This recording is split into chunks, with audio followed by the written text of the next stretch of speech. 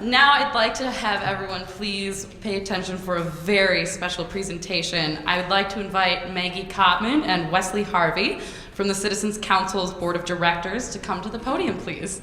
Please welcome them.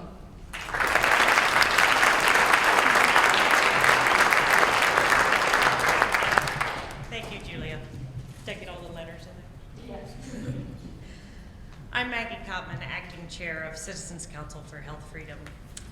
And I am honored tonight to present CCHF's first Exceptional Citizen Health Freedom Award to Mr. Richard Weinstein.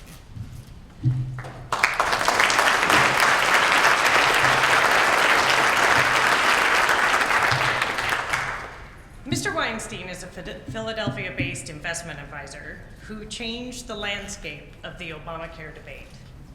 Like many other individuals, his health plan was canceled due to Obamacare regulations. After President Obama promised to all of America in speech after speech, you can almost say it with me, if you like your health care plan, you can keep your health care plan. Mr. Weinstein found out that he could not keep his health care plan. And he wondered what else the administration lied about. After countless hours of research, Rich Weinstein discovered the Gruber videos. In these videos, the Obamacare architect, Jonathan Gruber, admitted that the ACA, or Obamacare, was written in a tortured way intentionally to create a lack of transparency, a political advantage. Another video he discovered showed that Jonathan Gruber describing how the bill used subsidies to compel the states to set up Obamacare exchanges. So in other words, to force the states to do the dirty work of the federal government and putting them in a no-win situation with their own citizens to the detriment of them both. And in another release, Jonathan Gruber mocked the American citizens by referring to the stupidity of the American voter because we could not understand this law. Following the video releases, Weinstein's Twitter account exploded. He was interviewed by Fox News, Sirius Satellite Radio, the Glenn Beck Program, Project Veritas, the Huffington Post, Bloomberg News, and interviewed by investigative journalist Cheryl Atkinson. Articles written about Mr. Weinstein include "One Person Can Make a Difference" and "How One Ordinary Citizen Created the Obamacare Storm." In 2014, he was awarded Person of the Year by WPHT Radio in Philadelphia and Top Citizen Journalist of the Year by Fabulous 50 blog. Rich Weinstein, CCHF, and all freedom-loving individuals are truly grateful to you for your hard work and dedication to the cause of health freedom. And we are honored to present you with CCHF's first Exceptional Citizen Health Freedom Award.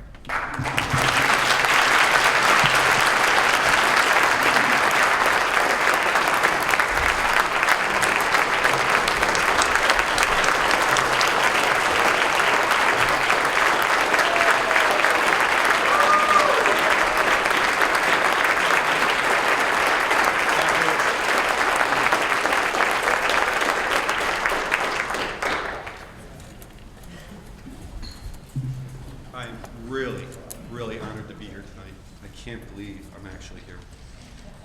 I had a fantastic speech written. I worked on it for about 3 weeks, and I figured I couldn't pull it off, so I threw it away this afternoon. And I came up with a different idea because I wanted to explain kind of what the last year's been like for me. I need to get my glasses. Past year's been remarkable. So, and I wanted to share some stories with you, but I have so many stories. I have 4 pages of stories. And I'm going to tell them all in 3 minutes. Because that's all the time I have. All right, here we go. You ready? So here's what happened this year. I interviewed with Dave Weigel from Bloomberg. He's one of those journalists that was kind of conspiring to get liberal ideas out. Sam Stein I interviewed with, he misquoted me and I got death threats. I had dinner with Pete Sessions, who's a big Jeb Bush fan. Phil Kerpen from American Commitment is an amazing person. He took a lot of the stuff I had. He's the one that distributed it. Scott Vorse, nobody knows, but he's a guy from California that worked for Breitbart, did a great job getting information out. Average citizens came out of nowhere to help me. And I could list names, they're finding them on Twitter. John Gibson, I spoke to a lot. Glenn Beck, his people called me and said, Glenn would like to talk to you. Do you have time? Sure. You're gonna go on in 4 minutes, get ready. I met Cheryl Atkinson twice. Once was in her house. When she wasn't looking, she turned her head and I took a selfie with the 4 Emmys that are sitting on her mantle. She doesn't know that. There was some woman named Twyla from Minnesota that wrote an article about me last year. She doesn't even know I saw it. It was so remarkable, I printed it off and sent it to my mom in Florida. Thank you. It was incredible. It's last Thanksgiving. Was written, had stuff written in the Wall Street Journal. There's a guy named Charles Johnson who's some type of journalist. I don't know what this guy was thinking, but he went on the stage in Florida on camera and told people that he and I were working together to release videos, which is just amazing because he knows I find everything on video. Why would he say that? I spoke to economist Avik Roy. By the way, some of these people are not really friendly with me, but I think I still had an impact on them. People like Ezra Klein, Jonathan Cohn. Locally, Brad Carlson, great guy, big Timberwolves fan. Greta Van Susteren and the Fox News crew, those guys are crazy. Every show was its own company. Everybody was calling me, and I'd have to send the same information 6 times. I turned down 10 national TV interviews with Fox News and C-SPAN. Spoke to Grover Norquist. This is probably a name you didn't expect to hear. Got a call from Mitch McConnell. Meg McCardle, I worked with a little bit. A lot of people don't know this, but Jonathan Gruber was a big fan of The Daily Show. He wanted to be on The Daily Show. I found out on his wife's, I can't tell you how I found that. But Jon Stewart wound up doing like a 6 to 10 minute video or piece on Jonathan Gruber, which was not flattering. I have a wonderful file on people like Hillary Clinton, Zeke Emanuel.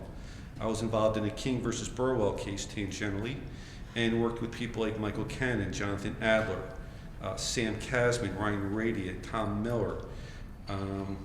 I worked a little bit with Jake Tapper from CNN. Great story about Jake Tapper. As I was trying to provide information to him, he had to put me off because he had to go interview the guy that killed Osama bin Laden, which I thought was okay. Who else did I speak to? Wonks like Dean Clancy. I spoke with John Fund. John Fund, you still owe me dinner. I've talked to 2 presidential campaigns who did not listen to me, by the way. Writers like John Sexton. How am I doing on time? I'm trying my best. Darrell Issa I spoke to, Darrell Issa staffers. I wound up helping prep his staffers for the congressional hearings, and in the middle of the congressional hearings, I emailed something down to his staffers. And the staffer walked up behind Darrell Issa, handed him what I had emailed down, and 6 minutes after I sent it down, he was asking Jonathan Gruber about it. Technology's fantastic. New York Times, there's doctors out there, just like some of you guys, that are really having trouble. I worked with them.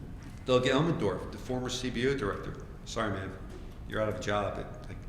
That's just the way it worked out. Katie Pavlich, who's fantastic. She'll be the next Megyn Kelly, I guarantee you. Some other writers. I would like to ask a question. Who here has had one of their computers turn itself on at 5 o'clock in the morning? I have. You have? Interesting. Who has had a corrupted file that somehow, I've never had a corrupted file before, that was entitled The False Premises of the Affordable Care Act? That's bad, right? That's bad, yeah. Yeah, the Secret Service guy says that's bad. I talked to people like Rich Lowry, Michelle Malkin. I think I upset Nancy Pelosi once or twice. Maybe Harry Reid. Great videos of Nancy Pelosi stuttering, say, I don't know who that guy is. Of course, President Obama had a couple rough days there. Jonathan Gruber, of course. There's only one person from Washington that called me, reached out to me and said, how can I help you? One person, a congressperson. And that congressperson's not in Congress anymore. You know how I know that? She's sitting right there. one person. Not even my own congressperson reached out to me. I tried to send him information, he wouldn't listen to me. Michelle Bachmann. Why am I telling you all this? By the way, I have a lot more. The reason I'm telling you this is, it's true, one person can make a difference. That's one hell of a year. But I'm not telling you because of me. The one person that can make a difference is you.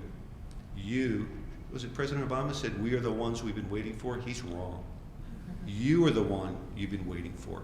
If I can make a difference with my cat to the left and my dog to the right, anybody can make a difference. Really, it can be done.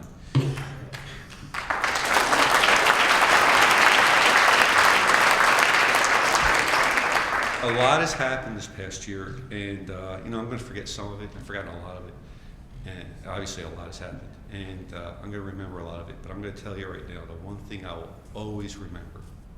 I will always remember this night. Thank you very much. I really appreciate it.